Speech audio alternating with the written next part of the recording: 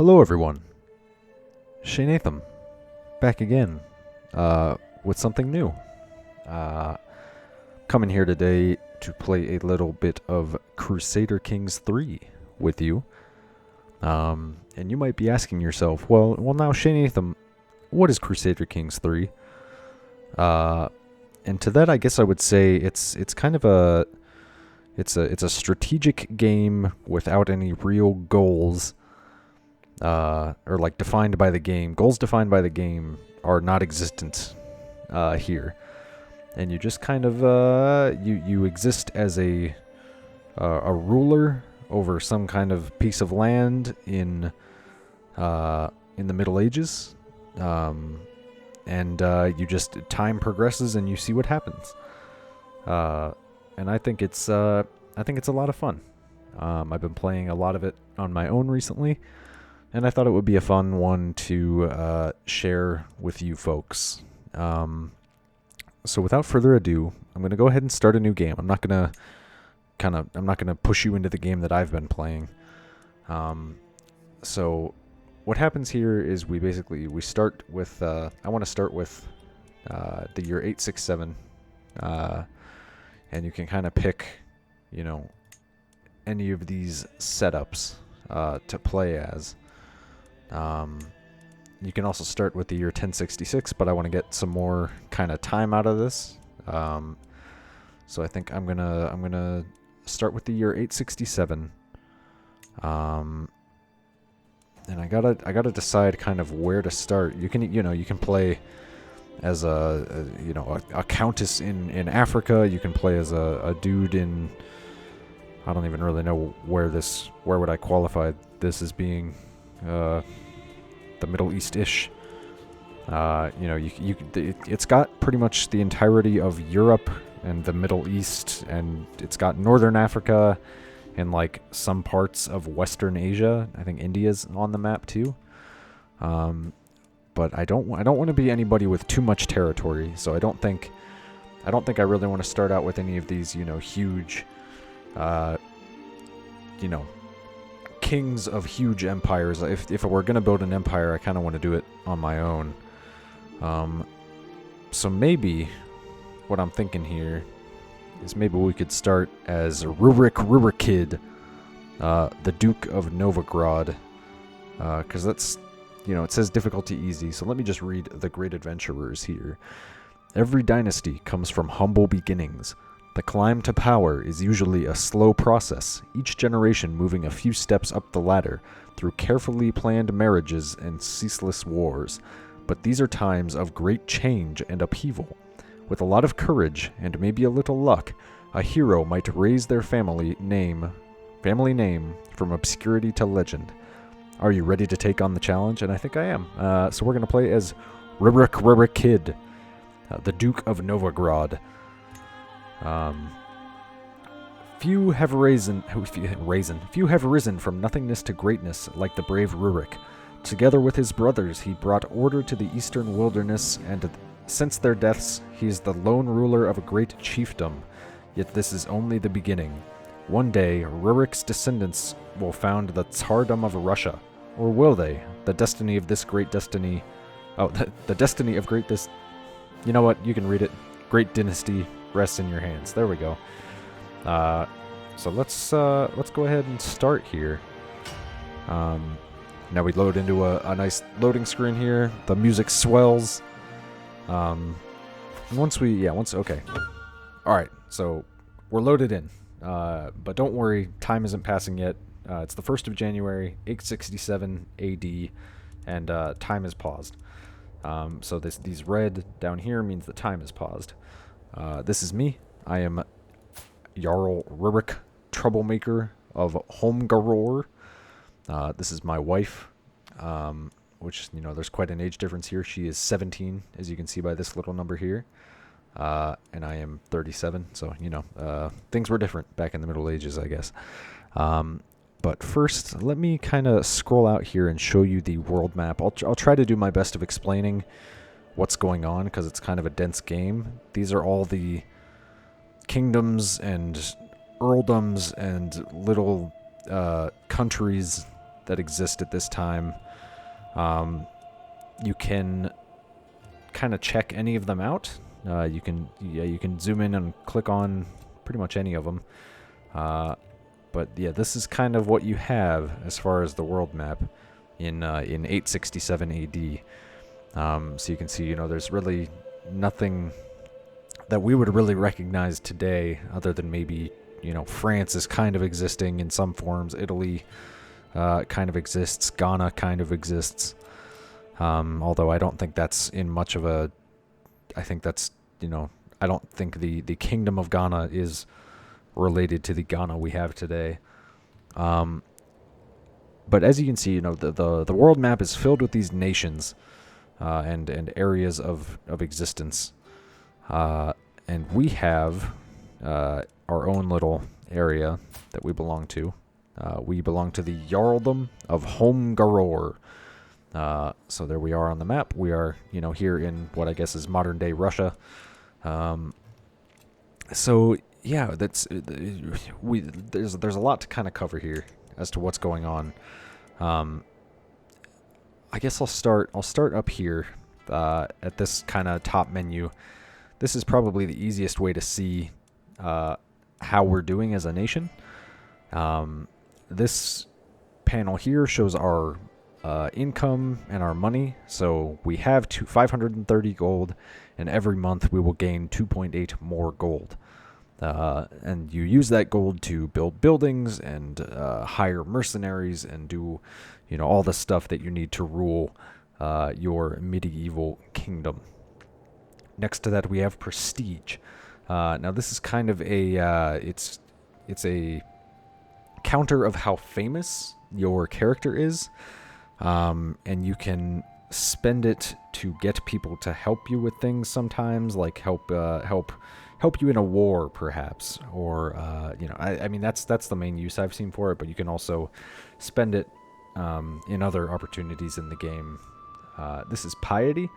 So there are religions in this game. Obviously, religion plays a big part in how different civilizations in the world interact with each other, especially back in the Middle Ages. So your piety shows your level of devotion to your faith, and you slowly gain, each of these little plus numbers is how much you're gaining every month. And you with prestige and piety and renown, you kind of proceed upwards through these like levels, and they, like for example, levels of devotion, you can increase from dutiful, which we are now, to faithful, and it's you get various things, like the clergy will have a higher opinion of you as you increase your level of devotion. And then we have renown, which is it's like prestige. It's like the fame thing, but it's for your entire dynasty, and that dynasty for us is the Rurik dynasty. I am the head of the dynasty, and I am the head of the house, which is the Rurik, House Rurik, which I guess the motto for them is the spirit of the horse grants us faith. So it sounds vaguely religious, maybe. And you can open the dynasty tree here to see, what's kind of going on in your dynasty. I am the head of the dynasty right now. I have a son, apparently, and I have a couple of half-brothers who are dead. So this will get much bigger over time. But as of right now, it's just me, and it's my son. That's the Rurik dynasty. Oh, and at the end, my dead brothers, but they don't really count because they're dead. Let me get out of this menu. I have 1,614 soldiers at my beck and call. I have 6 champions, so basically knights, very high quality fighters that can really turn the tides of battle. And I have elite quality soldiers, so they are top of the notch, top notch soldiers. They march quickly, and so on and so forth. So there's a problem here. That's the first thing I'm noticing up here in this top menu, is that I have too many holdings. So I have too many things in, I have too many titles to my name, basically. I have too many things that belong to me. The domain limit is 5, or the domain limit is 4, and we have 5. So let's go to our character real quick and let's see what titles. Okay, we have 7 titles here, which is kind of a lot. So we are the Jarl of Home Galore. So we have the Jarldom of Home Galore. We have the Jarldom of Vespia, which seems to be this kind of area over here. We can click on that, and yeah. So now that's the Jarldom of Vespia, which we have. We are the Chief of Novograd, which is this kind of little smaller area here, outlined by the dots here. We are the Chief of Rusa. We are the Chief of Baluzaru. Some of these names are beyond my ability. We are the Chief of Tikavin, and we are the Chief of Luki. So it's good for us to give some of these away, because obviously we're just one person with our 17-year-old wife, and that's a little much for us to be able to keep hold of. So what I'm going to go ahead and do is I'm going to click on this. This is, these are notifications that'll come up if there's important things that you need to do. So yes, I understand. So these are our vassals. These are the people underneath us that are kind of controlling territory in our lands. So he is the Chief of Vagani, which I guess is up here. He is the Chief of Piskov, which I guess is down here. And he is the Chief of Valdai, which is over here. So what I'm going to do is I think I'm going to kind of distribute my various things to them, my various titles that I don't really want anymore. Something that I should explain real quick that is very important is these little numbers here. These like plus numbers. These range from -100 to +100, and it shows other characters' opinions of you. So as you can see here, Chieftain Ingvar has a very high opinion of me. He's appreciative of me. So is Chieftain Karhu, and so it does Chieftain Kyaru. Something else you can see is this little thing right here. Chieftain Karhu is intimidated by my dreadful reputation. I don't know why that is. I have 0 dread. So I theoretically shouldn't be feared at all, but apparently he's afraid of me. So that's not necessarily a bad thing, because he will be less likely to oppose me, less likely to try to challenge my power in any way, so to speak. Now this is something I don't really understand, is these are tribal vassals. So I've never seen this before. The game I played, I was in Ireland, and we started in like the year 10 something, and we didn't have this tribal thing. So I got to kind of read this over. So for tribal vassals, they can raid foreign countries for loot, and their development in owned counties is ignored. So I'm not really sure what that means, but apparently they can raid foreign countries, and they have stunted development, cannot advance past tribal era innovations, cannot construct new holdings, and are usually unable to change their succession law. So you can't really change, whatever their law is for who comes next. However, they can make use of prestige rather than gold to build their realms and hire men at arms, and have access to more casus belli compared to feudal realms. Non-tribal armies suffer a supply limit penalty in hostile tribal territory. So casus belli, that's the one thing that I feel like I need to explain here. It's basically a cause of war. So to attack another country and to theoretically like claim their territory or whatever you might want to do, you need a casus belli. And that, it's basically saying that they have more reasons to attack other people than most might. These down here, are the taxes they pay, and these are their levies. So if I need to raise my armies, Chieftain Ingvar is obligated to give me 91 soldiers, apparently. Which is, I get 14, 15 from things I have, and they give me 193 from their various holdings. There's a limit to how many vassals you can have, but I don't, that's, I'm very far away from that. I have 3 out of 20. So right now and so up here, these are like the levels of government that you can have that have different kind of benefits. So right now I have disparate tribes, so everything is kind of scattered about.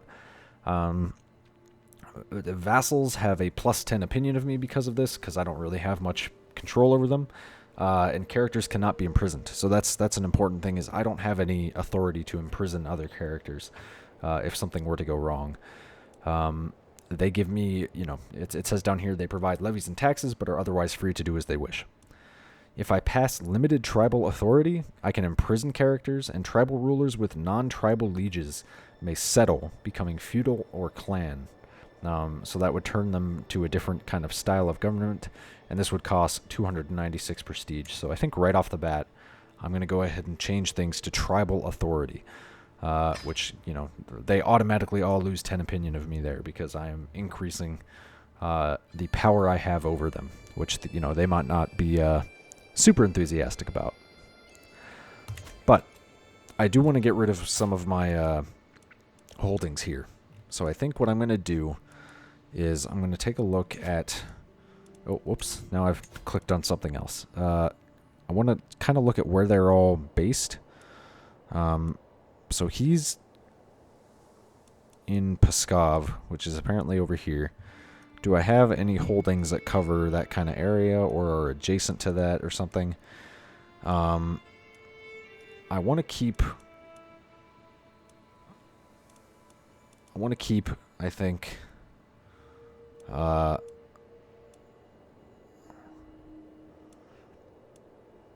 want to keep, I think, these first 3 for myself. But the other things I think I'm okay to get rid of. So the Chiefdom of Rusa, I'm going to grant that to Chieftain Ingvar. Thus increasing... Well, there's all kinds of people here in my court that I could potentially pass this off to. And if... Okay. Well, before I do this... There's something else that kind of affects this. So let me look at my council. The council is the group of people that are going to kind of help me govern what's going on. They do various things for me with these buttons. But the highest level thing that I can tell you here is they have these little numbers that are their skill levels in whatever they're assigned to. So this is my martial, helps with military stuff. Chieftain Kiro is my martial, and he has 11 martial skill. And these kind of go up. I don't think there's any hard limit. I've seen as high as 35-ish in these, but that's abnormally good. As you can see, 9 is an average, 11 is an average, and then 8s are kind of poor. And something I can kind of pay attention to when I'm granting out these titles is it shows the skill that they have in these various groups, and then if they are granted titles, if they become my vassal, then they feel that they are entitled to have a spot on my council. So I can,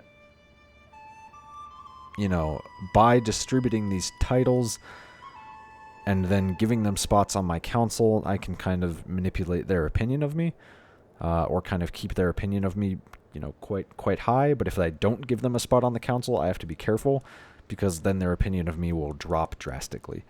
So an example of a good candidate to, get on my council here, would be I kind of have to keep these three on, because they are my vassals. But Potoy, he's not. He's very smart, Potoy. So I don't know why he's my chief diplomat, but I kind of want him to be my Hofgui, whatever that is. Basically a religious guy. I want him to be my religious dude. So I think what I'm going to do here is I'm going to appoint a Hofgui, and then I'm going to... Oh, interesting. Can I not, switch him over?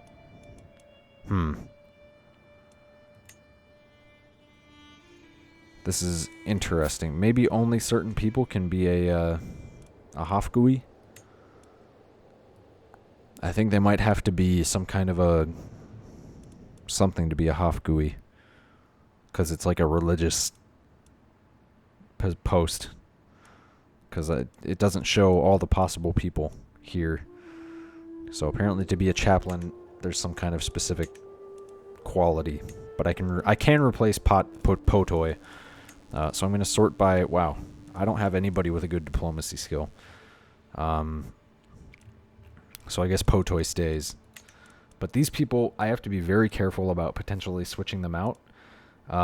Because if I do so, they will resent me. They are my vassals, and they feel that they are entitled to have these positions. So if I get rid of them, then it might be bad for me. But I should go ahead and give away some of these. I'm going to give one to let's give one to my boy Potoy, because he's apparently my champion. So let's give Potoy the chiefdom of Rusa. Bam. And then we can also think about maybe giving away some other of the... Well, let's try to keep this up towards the maximum for now. So we've given away a little bit, but we're keeping the rest of this. And then let's kind of see how much it would hurt for me to fire one of these two people. So I kind of want to try and fire my spy master here, Chieftain Karhu. He likes me, but it's important to have a spy master that's really good, because spy masters are the ones that keep you from getting assassinated. So here we have Condro, who is a flamboyant trickster, and I kind of want to consider maybe giving him a title and then turning him into my spy master. He's also very young, which is nice, because he's not going to go dying on me. Hopefully. And he's 19, so, he's younger, and he's my champion too, so I feel like I can trust this guy. So let's go ahead and give the I kind of want to keep the chiefdom of Beluzaru, because I like the name, but let's make him the chief of Tikvin. Let's grant that to... Okay, come on, out of my way. Let's grant that to Condro. I will gain a bunch of stress from this, which is kind of something to keep an eye on, which I can talk about. I'll talk about it later if it becomes important. I'm trying to kind of simplify some of these things, but I've just made Condro a chief. He's now the chief of Tikvin, and I want to appoint him to my council. So let's assign Chieftain Condro, and I will fire Chieftain Karhu, who is he's gonna lose 60 opinion of me in total. He's afraid of me, so maybe he won't rebel, but that's gonna put him severely in the negative, which is going to be interesting. So let's shake things up right off the bat here. Let's get rid of that guy, and now Condro really likes me. I gave him a county, and I'm putting him on the council. He's very happy with me. Chieftain Ingvar, I think, is also not long for this position, because he's so poor at it. Potoy is safe because he's got poor diplomacy, but there's not really any better options. or any drastically better options. Arnbjorn seems like a good candidate for this, but I guess I could just put Karhu back. But I'm not necessarily, he's afraid of me, so I'm not necessarily too worried about him not liking me. But the problem is, once Ingvar doesn't like me, he's not intimidated by me at all. So he could theoretically revolt. Regardless, I think I'm gonna try and just recruit Arnbjorn to my court, and then make him my steward, because he has such good stewardship. He has Fortune Builder, which he has plus 30% lifestyle experience. He's basically a good money guy. He's my guest, so he might have just wandered in here or whatever. Righteous lackey, heterosexual. Not that matters when I'm hiring him, but he's lowborn. Doesn't really have any famous parents or anything, or any kind of a dynasty that he belongs to. But I can make him belong to his own dynasty now, because I'm gonna recruit him to my court. And I'm going to give him something to do for me. So I'm going to pay him 3 gold to be my friend, which isn't a lot. That's like the lowest I've ever seen. So apparently this dude's a cheap date, but that's fine. And now he's going to work for me. And Chieftain Ingvar is I basically just hired a homeless man off the streets to replace one of my landowners in his job. So obviously he's not going to be very happy with me. But Arnbjorn totally digs this. Let me make sure that there's no other marshal that I'd rather have. Oh man, this could get real. So apparently my son's a bastard, but he's a real nice military guy. He's got skilled tactician, which means he's very good at military stuff, and he's a reaver, which means he raids other countries faster, and he gets them to surrender a little faster. So let's maybe are we just gonna piss off all of our chieftains right off the bat here, all of our most powerful vassals, just to have a better council? I think we are. Let's go ahead and do this. Just fire everybody, put in all my boys, all my friends, and yeah, that worked all right.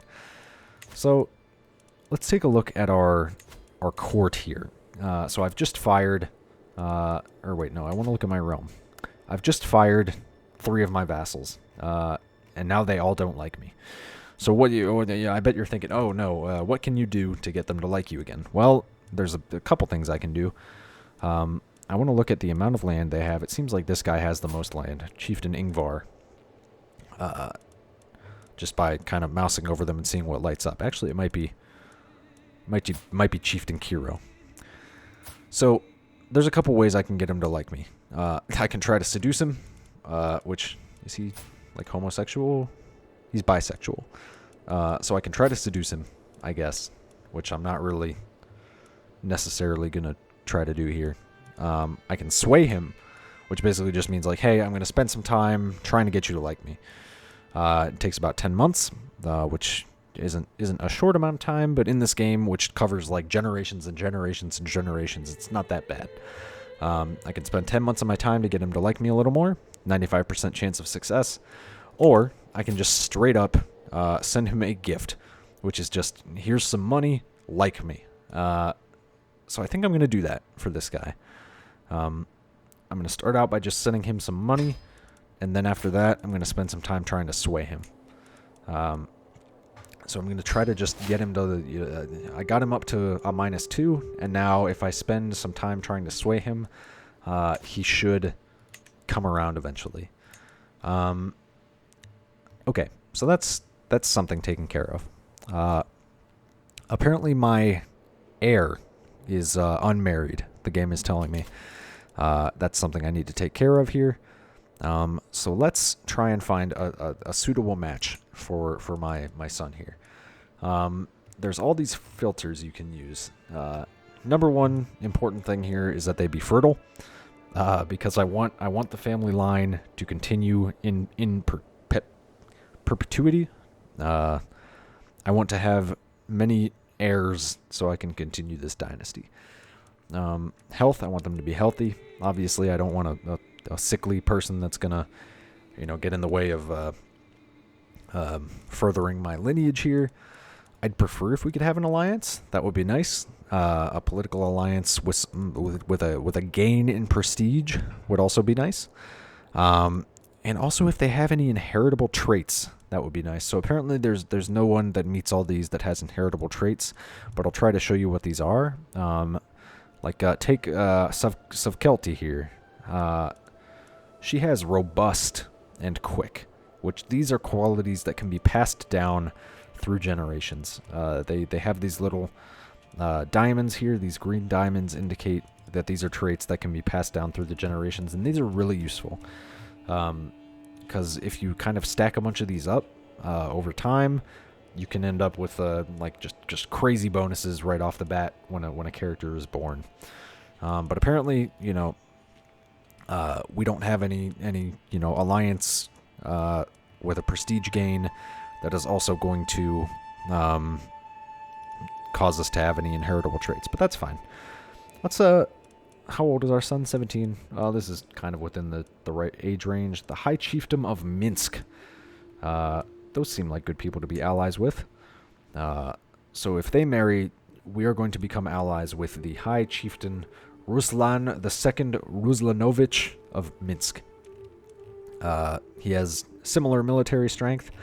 So if we become allies, this basically doubles our available military strength if we are attacked by somebody, which is very useful in my experience. So I think this seems like a nice marriage to do here. Obviously, this is the Middle Ages.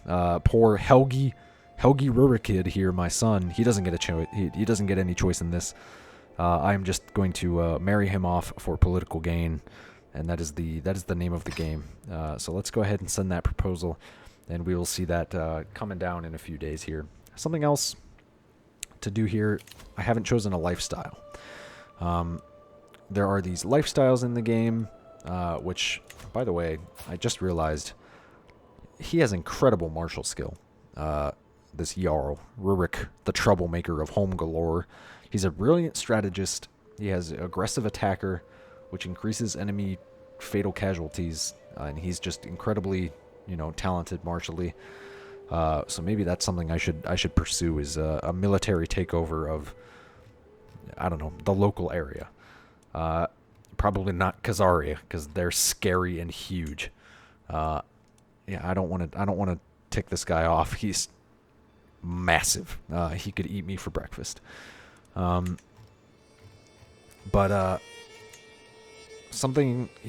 It's interesting how good I am at this military stuff. So I think what I'm going to do here is, when I'm picking my lifestyle, because of my martial education, so apparently as a child, this guy received a martial education, he gains 40% more experience in this lifestyle. So that helps him, earn these things faster. So this is basically a skill tree. As time passes, you earn experience, and when it rolls over, you unlock these perks. Now, since I'm starting as a 30-some-year-old, I've already unlocked all of these things, apparently, which are very good for kind of loyalty and my knights, my champions, and this is all going to be very nice for if I ever decide to go to war. And I am very close to unlocking the trait Gallant, which increases my martial ability, my prowess, my prestige that I gain per month, and my attraction opinion. Ooh. So people would be more attracted to me. So I think I want to finish that up and get the Gallant trait. So I'm going to focus on chivalry here. And by focusing on that, I automatically gain 3 more prowess, 10 of attraction opinion, battle advantage increases, which we can talk about that more if we get into battle. I get more of this stuff here, so let's go ahead and select that. We're gonna, so good old Rurikid here. Good old Rurikid. Try to say that 10 times fast. Is going to be, he's 37 years old, and he decides I'm gonna be very gallant. I want to be as gallant as possible. So without further ado, I think we can go ahead and start. Apparently there are 13 wars I can declare right now, or 13 people I can declare war on. At this moment, I've sent the proposal for my son Howie. I don't need that anymore. These are just also suggestions of things you should do. I have few champions apparently, so I only have 6 out of 10 potential champions here. These are the people who are acting as my knights. So I think something I'm going to do is I'm going to go ahead and invite champions to join my my court. So at least 3 able-bodied men with 12 or more prowess will arrive within the coming months. It spends 150 prestige, but I'm going to go ahead and do that. Let's see what else they want me to do. Powerful vassals expect council positions. These are the 3 people I fired. I don't care. I fired them for a reason. They suck. I can create some titles. I can create the Kingdom of Novigrad, which sounds like a very nice thing to do. This will make me a king. It combines... it means that I have a royal... It means that I have a right to this Duchy of Luki, which I guess that might be one of the things I gave away. I'm not sure. But let me go ahead and create the Kingdom of Novigrad. That'll give me 400 prestige and it'll cost me 250 gold, but let's go ahead and do it. So now I'm a king. You are now a mighty king. So one day, on the 1st of January, 867 AD, King Rurik had a very busy day. He woke up, he fired 3 of his advisors, he distributed his titles, he became a king, and he married off his son, just to name a few. But that's a very important thing that I now hold. That is my primary title. That's the most important title that I have. Is this Jarldom of Rurik. I have hired people. I can create the Duchy of Luki too. Which I guess, heck yeah, let's go ahead and just get that out of the way. That gets us a lot more prestige as well. So that's pretty cool. We are also now the Duke of Luki. Nothing wrong with that. Let's take a look at these wars we can declare. So Vodi is this tiny little thing up here. I have some Casus Belli that are interesting. One of these is just invade kingdom. I've never seen that before. Usually you need a reason, but this seems like I can just do it. Raid for captives is a special... I've never seen this one before either. It is a special type of war. Faith practices human sacrifice. So you capture prisoners for sacrifice. So I could do that easily. So I guess that's probably one of my primary casus belli against any of my neighbors, really, is I can just invade and capture people to sacrifice. That's cool, I guess. But what I could also do is I could just, I could grab this county right here, which means I would get that title. Or I could subjugate him, but I don't have enough fame, it seems like. My level of fame is too low to just make him my vassal.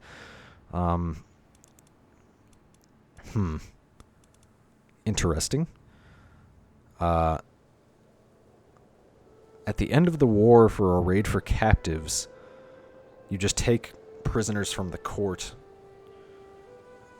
Okay, I guess that doesn't mean that I'm like taking the country for my own.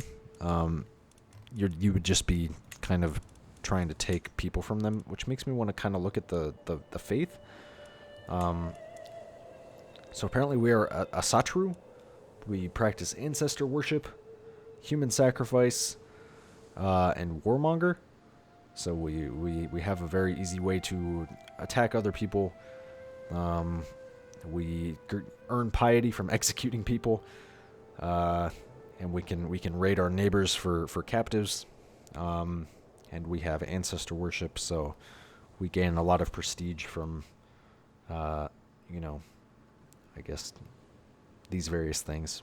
Kind of complicated. The sins are deceit, being fearful, and forgiving people, apparently. And the virtues are being mad, being brave, and being vengeful. Okay, interesting. It's male-dominated, pluralist, and theocratic. Okay. that's kind of complicated. I don't really, and there's all kinds of stuff here. But basically, I can have concubines, which is interesting. I'm always allowed to divorce. I can marry my cousins. Not necessarily a great idea because it can lead to some weird biological stuff.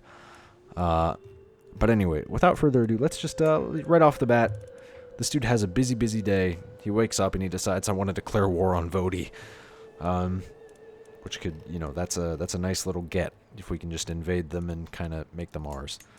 Let's make sure that he won't just, like, become our vassal on his own. We cannot offer him vassalage. He won't accept it. Alright, so let's just, let's hop right in and, take over Vodi. So we're going to conquer the county. It costs 75 prestige to do this. And let's go ahead and declare war. Alright, so we have declared war on Chieftain Nuyanza of Vodi. So he's got something coming to him.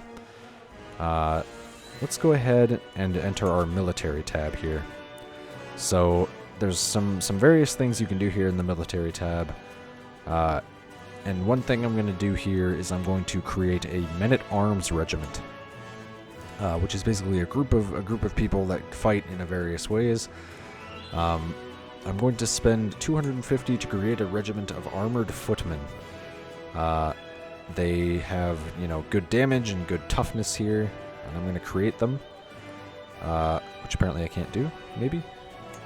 Oh, there we go. It just wasn't working. Then I'm going to do one of bowmen as well, because that seems like a wise thing to have. They have extra damage in hills and forest and taiga, and so on and so forth. And apparently they cost prestige to maintain, which is interesting, because ones I saw before cost gold to maintain. But I guess it's probably something about we're in this tribal era, so they, we're using prestige to make sure that these guys stay and fight for me. All right, just took a sip of water because I've been talking nonstop for a very long time. Basically, let's create a new spawn point for our army. We've got one spawn point right here. It's close to Vodai, but not close enough. I want it to be like right here.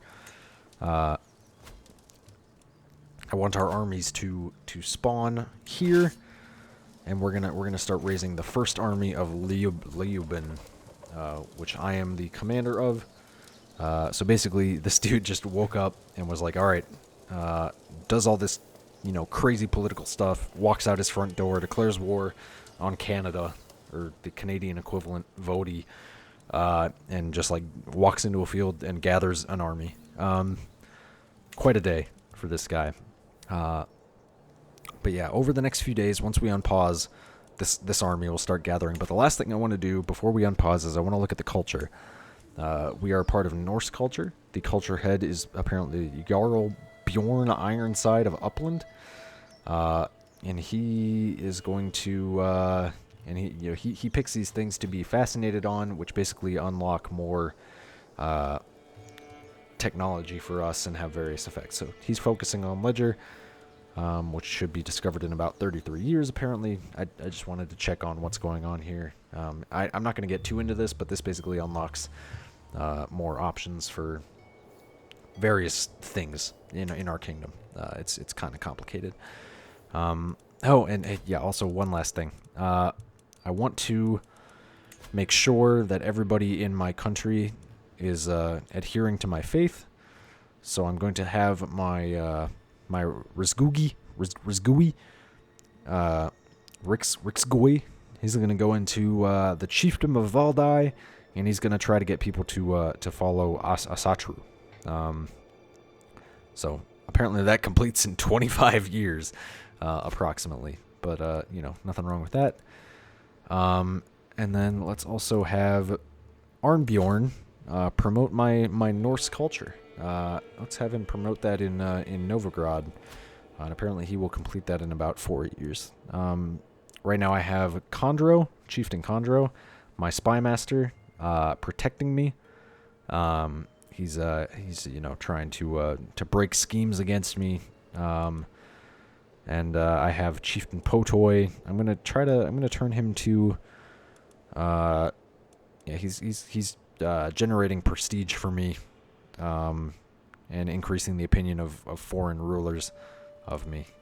So I'm satisfied with that. Without further ado, 46 minutes into this Let's Play, with my throat burning after so much speaking, let's go ahead and consider unpausing for the first time and letting time advance. I can kind of make it advance at a slower or faster rate depending on which of these settings I select. I'm going to have it at a 2 because wars are kind of you want things to go a little slower during war so you can get a better hook on what's going on. But later on, I think there's definitely going to be times when we just have it running at 5 while we're waiting for our money to gain or our prestige to build up.